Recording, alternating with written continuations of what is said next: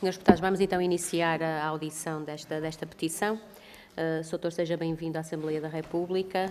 Eu sou a deputada relatora da petição, Irene Costa, do Partido Socialista. Esta petição número 47 da 17ª legislatura sobre o tema pela proteção contra a zona, menos iniquidade, mais sustentabilidade para o SNS. Esta é uma iniciativa que ainda que nos apresenta como primeiro peticionário uma voz muito qualificada e comprometida com este assunto e que nos convoca aqui a uma reflexão coletiva. E é um tema muito relevante para a saúde pública e também para o SNS. Portanto, Sr. Doutor, dar-lhe aqui conhecimento de que estão presentes os grupos parlamentares do PSD, do Chega e do Partido Socialista e do Partido Comunista Português. Há uma grelha de tempos que vamos cumprir.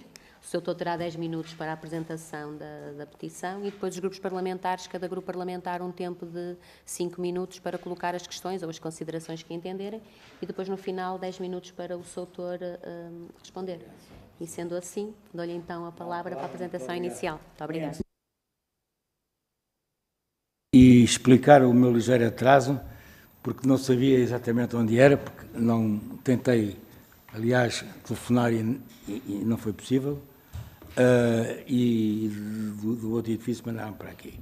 Mas esta sala conheço bem, e tenho muito gosto em estar aqui com a Sra. Presidente, Sra. Deputada e as Sras. Deputadas, os Srs. Deputados dos grupos parlamentares, e o representante da Secretária de Estado da Saúde, e então vou fazer uma pequena exposição sobre o problema que nos preocupa. Eu digo no plural porque represento 1.149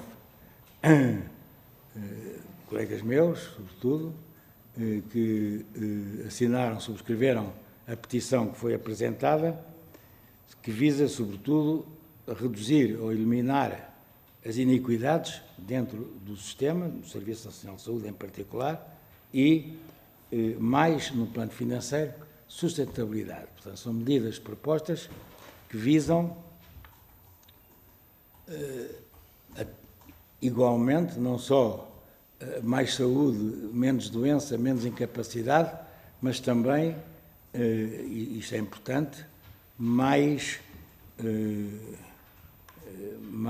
ganhos em termos de saúde e em termos financeiros, sublinho, para o Serviço Nacional de Saúde.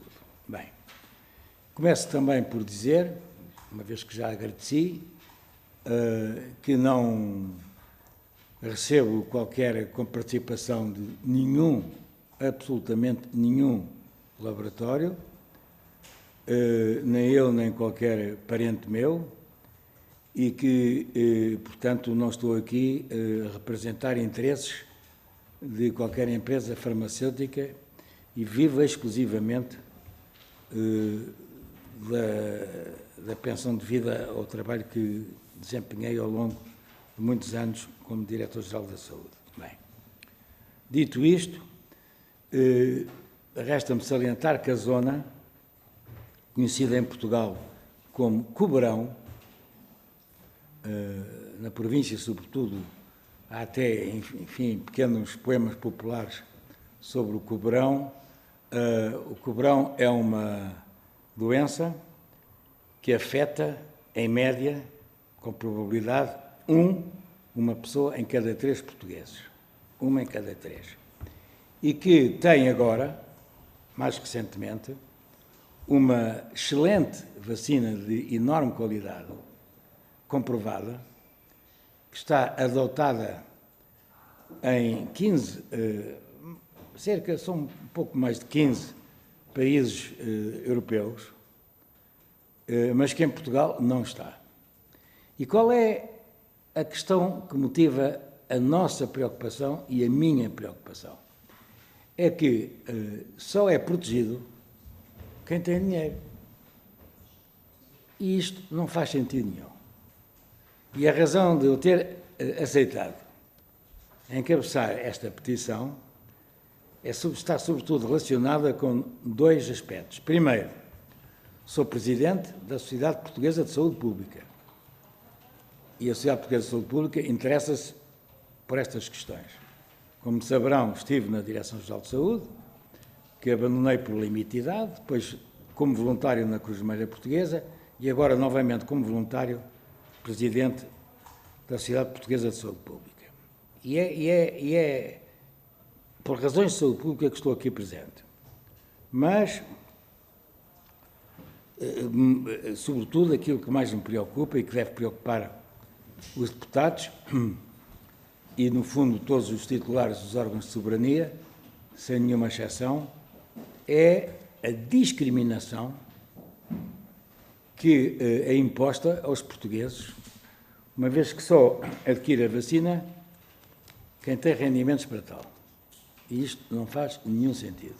Não faz sentido eu ser protegido, porque posso adquirir a vacina na farmácia, como aliás o fiz, mas a minha empregada doméstica não tem forma de o fazer. Isto para dizer que nem sequer com participação existe. Por outro lado, e para terminar esta introdução, não me queria alongar, no plano médico, talvez convenha dizer que, enfim, uma vez que nem todos as senhoras e os senhores deputados conhecem estes problemas, a zona, que é o herpes zoster, é uma de duas doenças provocadas pelo mesmo vírus. Uma é muito conhecida de todos, e todos tiveram, sem exceção, é a varicela. Só que, por razões que não se sabe exatamente, na idade adulta, depois de 50 anos, pode acontecer uma reativação do vírus latente, que é o mesmo vírus, o chamado vírus da varicela zoster. Surge uma outra doença diferente, uma outra entidade clínica, caracterizada por uma erupção cutânea, muito típica, que segue o trajeto nervoso e que, para além da incapacidade durante os dias de doença, pode, em casos raros, é verdade, dar origem a um problema crónico chamado nevralgia herpética, ou até quando a lesão do herpes zoster oftálmica pode prejudicar altamente a acuidade visual. Isto para dizer que estamos, à semelhança do que acontece com muitos outros vírus, perante uma doença que agora é evitável. E isto é que é preciso perceber. É evitável. É tão evitável como o sarampo. Bem, então, ainda e para terminar esta primeira parte, gostava de realçar que o programa do Governo inclui um capítulo, uma rubrica, como quiserem chamar, sobre o programa de vacinação numa fase para adultos. Para adultos. Está no programa do Governo. E eu, agora sim, para terminar, estou dentro do tempo, não estou? Muito bem. Tenho aqui uma proposta, que é um paper científico, que fui um dos relatores, mas no contexto de um trabalho onde participaram personalidades ligadas à política da saúde, olha, o antigo ministro Filipe Pereira, mas igualmente especialistas em saúde pública e pneumologia, no contexto de um projeto que nós chamamos Mais Longevidade e que apresenta uma proposta, um calendário de vacinação para os adultos. Nesse contexto, a vacinação para adultos, para mais longevidade, com mais qualidade de vida, porque metade do tempo que ganhamos em longevidade não tem qualidade de vida, nós inscrevemos a vacinação para a zona, que é o herpes zoster, universal a partir de 50 anos. Tenho aqui, portanto, vou deixar este paper e sublinho onde este trabalho teve um financiamento de uma empresa farmacêutica, se bem que não tenham participado nos trabalhos e muito menos nas conclusões. Mas eu sublinho, nem neste trabalho, nem fora deste trabalho, nem em nenhum contexto direto ou indireto, tive alguma subvenção por parte de empresas farmacêuticas envolvidas das vacinas para adultos, que são várias, são muitas. Agora, nesta nova fase, há muitas vacinas que iriam resolver os problemas, aliás, atuais, nomeadamente a pressão nas urgências, se tivéssemos uma visão mais preventiva para o sistema, incluindo a gripe, porque a gripe tem uma cota de importação baixa, 2,5 milhões de vacinas, devíamos duplicá-la no mínimo, alargar as áreas de idades, os grupos etários, para serem imunizados, nomeadamente na escola, idades escolares, e nos idosos. A questão da vacina da gripe de alta dose é, incompreensivelmente, e isto Vossas Excelências podiam verificar com mais atenção, é dada gratuitamente no território nacional de forma distinta.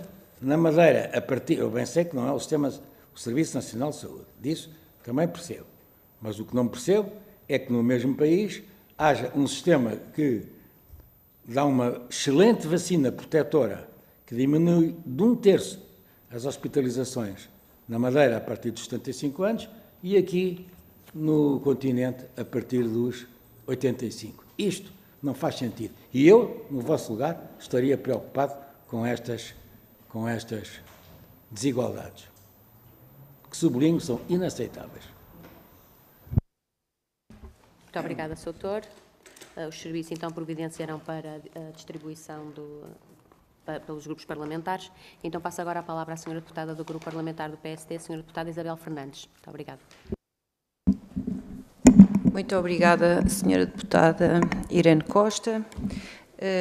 Agradecer também, cumprimento novamente os senhores deputados, que hoje já tivemos alguma oportunidade para trabalhar juntos, também na Comissão de Saúde, e cumprimentar naturalmente o professor Dr. Francisco Jorge, e que é um gosto recebê-lo aqui, e naturalmente a sua idoneidade também nos dá alguma tranquilidade a todos, independentemente dos partidos políticos, para debatermos este assunto com a seriedade e com a tranquilidade de que ele merece.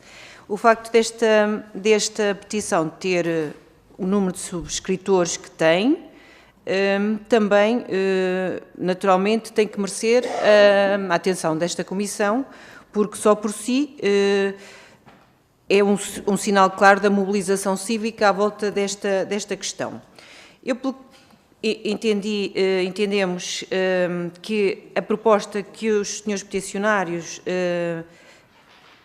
trazem ou já trouxeram aqui à Assembleia e também levaram ao Governo será da introdução da vacina a partir dos 50 anos, mas teremos aqui a oportunidade para esclarecer. Sabemos que há um estudo também, que já foi feito estudo, além dos dados que nos trouxeram, inclusive também já está na agenda política, porque já há iniciativas legislativas também de alguns partidos e, portanto, o tema também da introdução da vacina para o herpes zoster já está na agenda também política. Sabemos também já falar, penso que já terá havido, mas terá a oportunidade também de nos esclarecer que conversas ou que reuniões é que já terá havido com o Governo, com a Sra. Secretária de Estado. Nós sabemos, no entanto, através até de um parecer escrito do Governo, numa resposta que o Governo enviou a uma pergunta do PS em setembro, sabemos que receberam, portanto, a Direção-Geral de Saúde terá recebido o parecer da Comissão Técnica de Vacinação e, de facto, não é questionável os benefícios, ninguém questiona os benefícios que a vacina traz em termos de ganhos em saúde pública e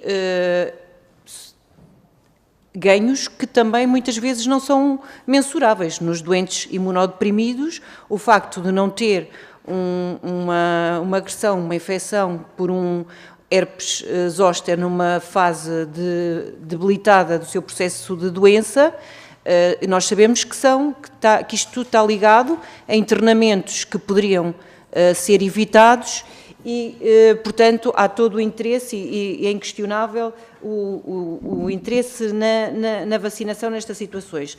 No entanto, também não podemos deixar de ser sensíveis a esta resposta. Portanto, o Governo também está a acompanhar, o tema está em cima da mesa. O parecer técnico de vacinação, a Comissão Técnica apresentou realmente os benefícios. No entanto, depois este parecer foi avaliado, porque o parecer é só técnico, não há aqui uma análise económica ou financeira, portanto, da Comissão Técnica de Vacinação, e esta análise foi feita posteriormente pela Direção-Geral de Saúde, que concluiu que o custo de uma estratégia universal, abrangendo pessoas com 65 anos ou mais, seria cerca de 4 vezes superior ao orçamento anual do Plano Nacional de Vacinação. Claro que também não podemos ser insensíveis a estes valores, ou seja, em resumo, é uma vacina que naturalmente traz benefícios, mas que tem um custo, neste momento, muito elevado e que, portanto, não podendo estar... Sabemos também que o Governo, através do Infarmed, está a avaliar estes novos preços ou a negociar novos preços para estas vacinas, mas o que nós perguntávamos, Sr. Dr. Francisco Jorge, é, de acordo com os estudos que o senhor faz e que fez e que tem acesso e que são idóneos, por onde é que devemos começar? Ou seja, quais os grupos que, na sua opinião, tendo em conta que instituir este plano e alargar à população com mais de 50 anos, neste momento não parece uma condição viável do ponto de vista económico, financeiro e orçamental, por onde é que podemos começar? Obrigada. Muito obrigada. No final a todos. Muito obrigada, Sra. Deputada. Passo então a palavra ao Grupo Parlamentar do Chega, o Sr. Deputado Armando Grave. Muito obrigado, Sr. Presidente em exercício. Obrigado a todos os peticionários na presença do Sr. Dr. Francisco Jorge. Muito obrigado por ter vindo, muito obrigado pelas suas questões que nos pôs e que também nos esclareceu. Muito obrigado. Começo com... Sra. Presidente, peço desculpa. Começo com uma premissa que deveria ser o pilar de qualquer política pública. Prevenir não é apenas uma escolha clínica, é um imperativo ético e económico. Quando falamos de saúde, cada dia de atraso na intervenção atempada não se mede apenas em euros, mede-se em sofrimento, em perda de autonomia e, tragicamente, em vidas que se apagam ou se degradam precocemente. Estamos aqui hoje para discutir a integração da vacina contra o herpes zoster no Programa Nacional de Vacinação. E porquê? Porque a evidência científica, como o Sr. Doutor melhor, penso eu que qualquer um de nós saberá, a evidência científica em 2026 é esmagadora, neste ano já. Portugal enfrenta milhares e milhares, dezenas de milhares de diagnósticos anuais da doença chamada a zona. Isto não é apenas uma estatística. São pessoas, a maioria idosos, que enfrentam o risco de uma dor que a medicina descreve como uma das mais atrozes. A zona, permita-me chamar-lhe assim, Sr. Doutor, atinge 1 em cada 3 portugueses. São os elementos que eu tenho aqui. Eu próprio fiquei absolutamente surpreendido. Tive que andar à procura para confirmar. Mas o impacto clínico vai muito além desta patologia. Estamos a falar de doentes que perdem a capacidade de se vestirem sozinhos, de dormirem, de saírem de casa, de terem a sua vida social. Falamos de uma dor neuropática que dura meses ou anos e que consome recursos económicos enormes ao Serviço Nacional de Saúde em consultas da dor, internamentos e medicação, que muitas vezes apenas mitiga o que poderia antecipadamente ser evitado ou de veras minorado. É por isso que as recomendações técnicas são claras. Precisamos de colocar o foco do interesse dos cidadãos, especialmente com 50 ou mais anos, e, prioritariamente, se aqui podemos considerar que alguém tem prioridade sobre outro, nos doentes imunocomprometidos. São estes que têm o sistema imunitário fragilizado e que mais sobrecarregam o sistema quando a prevenção falha ou falhou. Mas olhemos também para a economia do Serviço Nacional de Saúde. Os dados de custo que apresentamos não são apenas diretos. Sim, gastamos milhões em hospitais, mas onde contabilizamos a perda de produtividade dos cuidadores que têm de faltar aos trabalhos para apoiar um familiar incapacitado? Onde contabilizamos a entrada prematura em lares ou cuidados continuados porque uma pessoa de 70 anos perdeu a sua funcionalidade devido a uma complicação com esta doença? A vacinação contra esta patologia já deu provas de um custo e efetividade com benefício para todos. Manter a vacina sem comparticipação é, permitam-me a expressão, uma forma de iniquidade institucional. Atualmente, quem tem meios financeiros, como o Sr. Doutor acabou de dizer, quem tem meios financeiros protege-se. Quem não tem, fica exposto ao vírus e à dor e restantes consequências. Esta circunstância contraria a gênese do nosso Serviço Nacional de Saúde, que, nos termos da nossa lei maior, deve e tem de ser universal e justo. Concluo, portanto, com algumas questões que gostaria de colocar aos senhores peticionários na pessoa do Sr. Dr. Francisco Jorge. São 7 questões, eu tentei tirar algumas, porque são demais, mas não consegui. Tenho que expor todas, o Sr. Doutor depois escolherá às quais quererá responder. Qual o impacto clínico desta patologia e das suas complicações, nomeadamente a nevralgia pró-herpética, em termos da qualidade de vida, incapacidade funcional e consumos dos recursos da saúde? Que populações-alvo devem ser prioritárias, se pudermos usar aqui a palavra prioritária, numa eventual estratégia de vacinação, por idade, risco clínico ou comorbilidades, e com que racional técnico? Os dados de custos apresentados refletem apenas custos diretos em saúde ou incluem também custos indiretos, como perda de produtividade e necessidade de cuidados continuados? Existem evidências do custo e efetividade da vacinação contra o herpes que suporta a sua integração em programas nacionais de vacinação? De que forma a ausência da comparticipação da vacina pode contribuir para a saúde, nomeadamente no acesso à prevenção por grupos socioeconómicos mais vulneráveis? E, para concluir, que recomendações técnicas concretas entendem os senhores peticionários dever dirigir-se às autoridades de saúde quanto ao modelo de implementação da vacinação, o faseamento, monitorização e avaliação do impacto? Senhor Doutor, senhores peticionários, Senhora Presidente, só é uma frase. Investir nesta vacina é proteger a base económica que sustenta o Serviço Nacional de Saúde. Também é proteger a base económica. Mas é, acima de tudo, garantir o envelhecimento digno em Portugal e que este seja sinónimo de dignidade e não de dor que pode ser evitável. Muito obrigado. Muito obrigada, Sr. Deputado. Passo então a palavra à Sra. Deputada Susana Correia, do Grupo Parlamentar do Partido Socialista.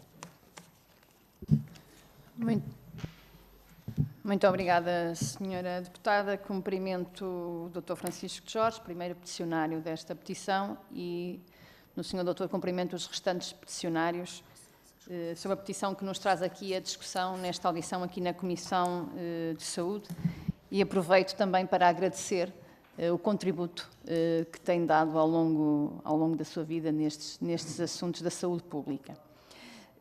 A petição que aqui apreciamos é um tema que tem gerado debate e até iniciativas já nesta legislatura na Assembleia da República. Foi o Grupo Parlamentar do Partido Socialista que avançou com um projeto de resolução para que o Governo reavaliasse e avaliasse e até melhorasse o Plano Nacional de Vacinação no ciclo de vida dos cidadãos.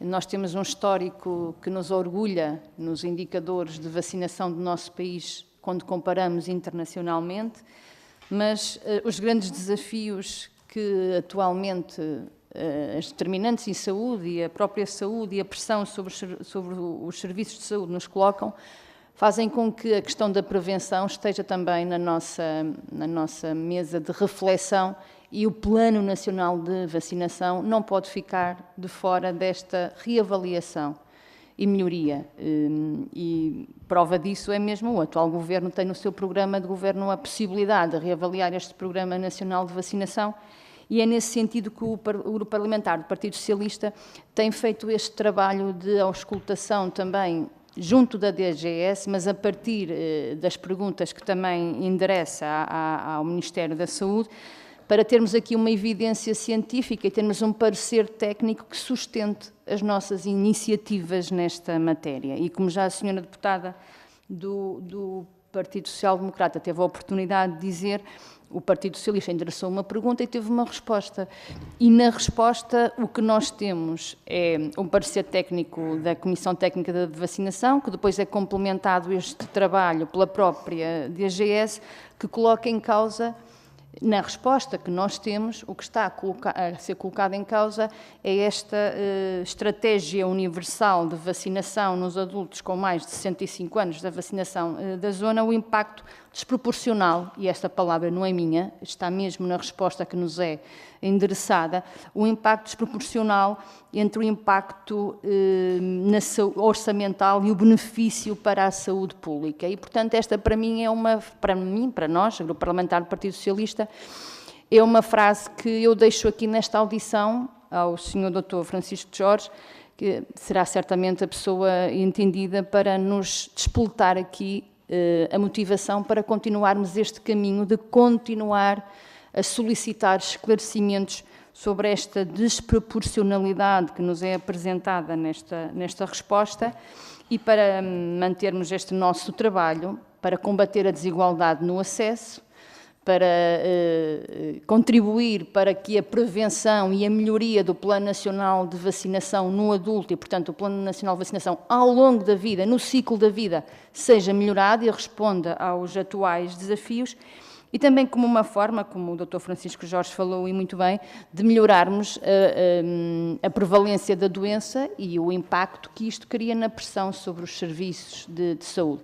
Estamos todos muito conscientes desta importância, mas perante esta resposta que nós recebemos do Governo, eu deixo esta frase até para termos aqui matéria de continuidade neste trabalho que já temos feito. E agradecer, termino como iniciei, agradecer a presença do Dr. Francisco Jorge, das sociedades científicas, das associações de doentes e dos profissionais de saúde que desempenham um papel crucial naquilo que é o nosso trabalho de deputados para, com sustentação ao nível da evidência científica, fazermos o melhor que conseguirmos nesta matéria, sublinho da prevenção. Muito obrigada.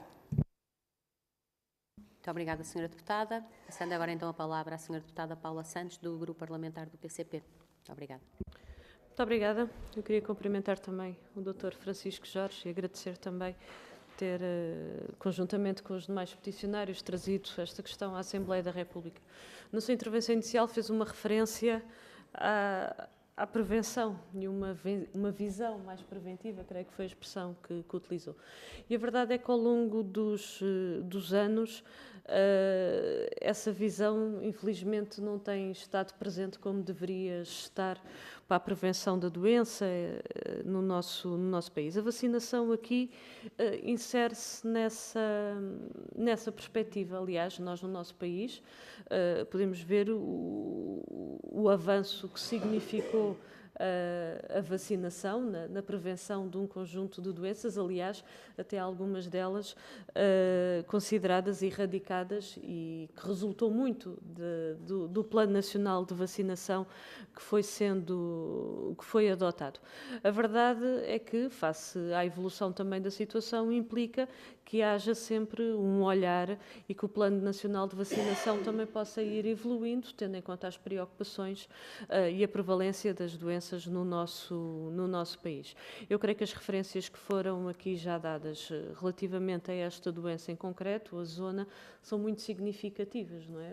Afeta 1 em 3 pessoas, creio que estamos a falar de algo que é muito significativo. E aquilo que deve prevalecer e aquilo que deveria ser preponderante era, de facto, um investimento para promover saúde. para prevenir a doença.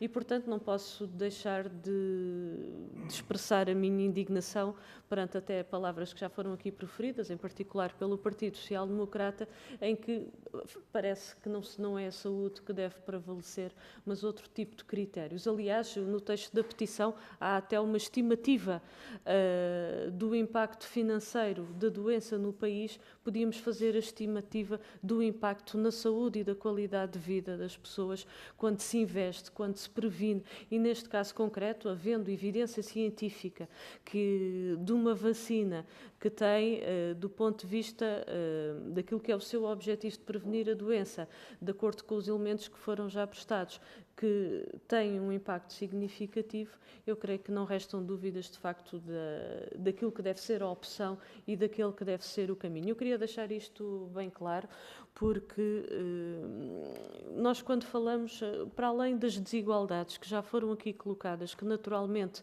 devem ser combatidas, até porque a nossa Constituição, aquilo que refere é todos o direito à saúde, e o direito à saúde, para além do acesso à consulta, à cirurgia, aos exames, também é o acesso, e eu vou inserir desta forma, também é o acesso aos fármacos, não é? E neste caso concreto não faz nenhum sentido que haja de facto esta diferenciação em função da carteira de cada um dos utentes. E, portanto, eu queria também sinalizar este aspecto, mas a questão que eu até faço às diversas intervenções que houve, a questão que eu gostaria de suscitar, ou de certa forma de pedir ao Dr. Francisco Jorge que pudesse aqui, naturalmente sempre de uma forma sucinta, mas evidenciar de facto, do ponto de vista da saúde das pessoas, ou seja, a vacina tem aqui de facto um impacto muito significativo, e era esse impacto que eu queria que pudesse aqui salientar, porque as decisões em saúde têm que ter isto, têm que ter este aspecto em cima da mesa. Estamos sempre perante uma perspectiva, permitam-me utilizar a expressão, de visões curtas. Não é? E visões curtas numa perspectiva, nunca se olha para a saúde dos utentes a longo prazo e a aposta na prevenção é sempre numa lógica de curto prazo, mas aquilo que de facto nos permite ter mais vida e ter mais vida com qualidade, que é isso que também é necessário para todos os utentes, é de facto esta visão a longo prazo e não vistas curtas como este Governo tem. Muito obrigada, Sra. Deputada. E agora passo então a palavra ao Dr. Francisco Jorge para a resposta final e as considerações que assim entender, cumprindo o tempo, porque temos depois outra petição já a seguir às 15. Portanto, não se alongando muito nos 10 minutos que lhe são atribuídos da grelha. Obrigada. Nada, eu queria agradecer palavras amáveis que eu vi, me foram interessadas e que sempre me perturbam um pouco, porque ninguém gosta de ouvir aspectos referentes ao exercício de funções anteriores que foram sempre feitas no sentido de cumprir os deveres perante a população, que interessa servir independentemente de quem governa e das maiorias que governam o país. Portanto, eu estou aqui a responder com muito gosto a todos as senhoras e os senhores deputados e começo pela ordem de orações que foram realizadas pela senhora deputada do PSD. Bem, eu já agradeci cumprimentos iniciais, mas devo dizer-lhe que é verdade, não sei se ainda se mantém os custos previstos para a aquisição da vacina no montante que indicou. Ora, eu posso dizer, se estivesse no lugar da minha colega Diretora-Geral da Saúde, ou, enfim, mais longínquamente da Secretária de Estado da Saúde, iria chamar os representantes das empresas farmacêuticas agora, e neste caso concreto, e penso que é mesmo caso único, há só uma empresa farmacêutica que produz esta vacina, e isto é um handicap. Agora, é inadmissível os custos propostos pela empresa farmacêutica. Isso é absolutamente indiscutível. Ninguém aqui põe isso em causa. Agora, o que é preciso é explorar duas vias. Uma é confrontar a empresa farmacêutica com esta questão dos custos. Eu, pessoalmente, assisti, no tempo do ministro Paulo Macedo, em relação à hepatite C, à luta com as empresas dos medicamentos que salvavam vidas aqui, nesta sala, e as condições que o então ministro Paulo Macedo pôs à empresa farmacêutica para a redução do custo. Bem, em termos da sua efetividade e em termos para permitir a sua aplicação. Portanto, estou de acordo. É preciso reduzir os custos. E isto a empresa farmacêutica tem que perceber. Agora, segundo ponto.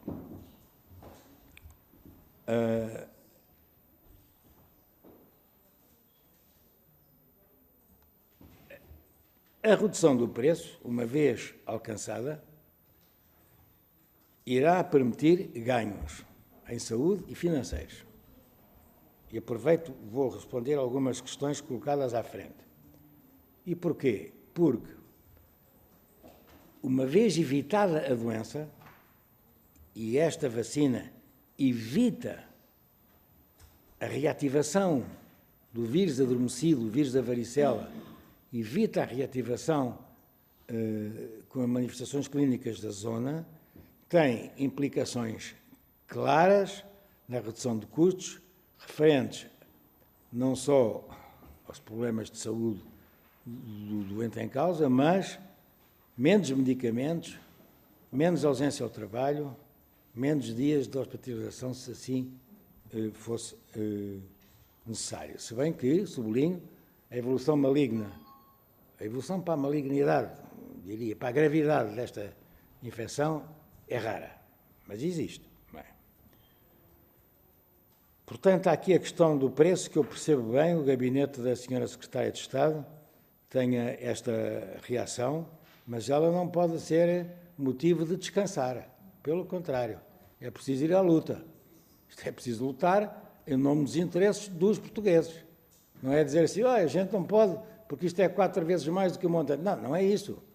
A gente não pode, não temos um orçamento para este fim, mas vamos lutar para que os preços sejam reduzidos e compatíveis com a nossa realidade financeira.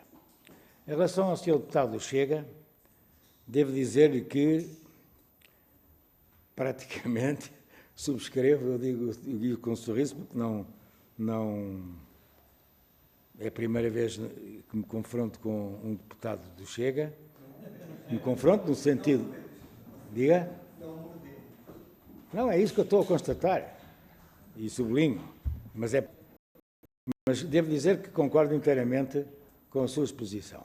Subscrevo inteiramente tudo aquilo que disse. E, em relação à dignidade do envelhecimento, nós criamos agora, no contexto da Sociedade Portuguesa de Saúde Pública, uma disciplina a que chamamos envelhecimento protegido. O envelhecimento protegido é, no fundo, como o nome indica, assegurar proteção máxima para quem envelhece. E essa proteção pode ser através da imunização, neste caso da imunização artificial, através da administração de vacinas, que são comprovadamente muito eficazes e que reduzem a doença e aumentam os anos de vida com qualidade. Não é só a questão da zona, provavelmente até na escala hierárquica será a menos gritante.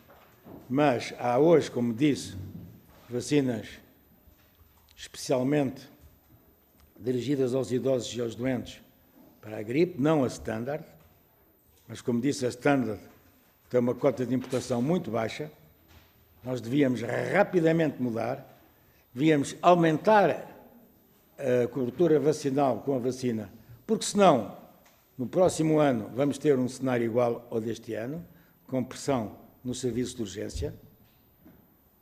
Isso é inevitável e, portanto, aumentar a vacinação nos grupos de idades, sobretudo em idade escolar, como disse há pouco, mas na questão da elevada dose, que é uma vacina nova, comprovada na dimensão de efetividade e da inocuidade da administração, um grande estudo, muitos milhares de casos feitos na Dinamarca e em Espanha, onde comprova que 1/3 das hospitalizações dos idosos é reduzida.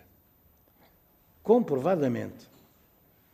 E não faz sentido, e isto diz respeito, não é preciso ser o governo a dizer ou uma sociedade científica, basta o senso comum, não faz sentido que um português na Madeira tenha acesso aos 75 anos à vacina gratuita e no continente não tenha. Isso é que não faz sentido. Isso é que não faz sentido. De maneira que façam o favor de ver a quem compete pôr esta questão na ordem do dia, porque isto é inaceitável. No que respeita às outras vacinas que vão a caminho da proteção do envelhecimento, portanto, envelhecimento protegido, há outras vacinas, como disse, as novas vacinas para a pneumonia, para a doença pneumocócica. Há uma vacina excelente, agora, que cobre 21 serotipos, que é muito recente, para a vacina contra as doenças provocadas, esta feita por uma bactéria, pneumococo, e para também um outro vírus respiratório, que é o vírus sincicial respiratório, incluindo para grávidas. Sobre a questão formulada pela senhora deputada do Partido Socialista, que põe a questão dos pareceres técnicos, eu devo dizer, eu nunca gostei muito da expressão do parecer técnico da Comissão Técnica de Vacinação, porque é uma questão de natureza mais científica do que técnica. Mas o impacto previsto, proporcionado pela vacinação, esse, podemos antecipar, é uma redução muito acentuada dos casos novos de doença. E os casos novos de doença são, por ano, mais de 60 mil. Portanto, temos uma redução de 60 mil casos de doença, 60 mil baixas, 60 mil ausências, 60 mil idas repetidas à farmácia para a compra de medicamentos ou de internamentos, no caso da evolução for grave. Portanto, é esta a questão essencial no que respeita ao impacto da vacina e esta expressão que foi utilizada, impacto desproporcional. Bem, é verdade, há aqui uma desproporção em relação ao montante, mas eu já disse, é preciso baixar esse montante e fazer propostas que possam ser... A expressão em português, estava a falhar a expressão em português, possam ser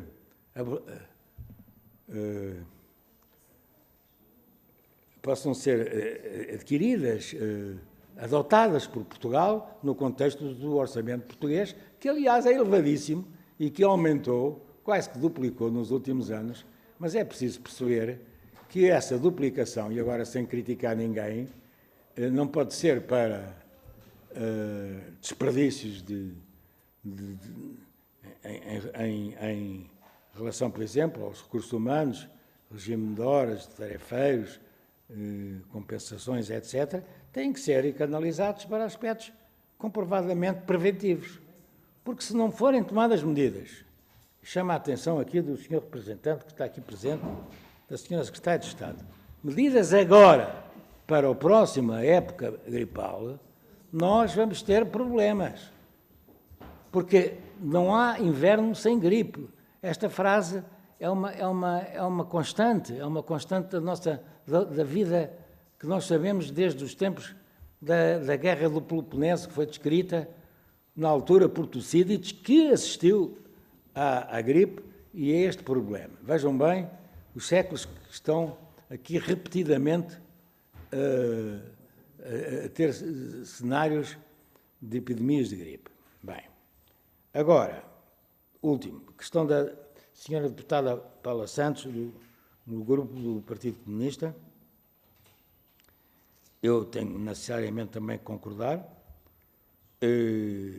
Há uma pressão inaceitável que em grande parte era evitável através da organização e medidas de prevenção, uma pressão no serviço de urgência. É absolutamente um tema que tem a ver com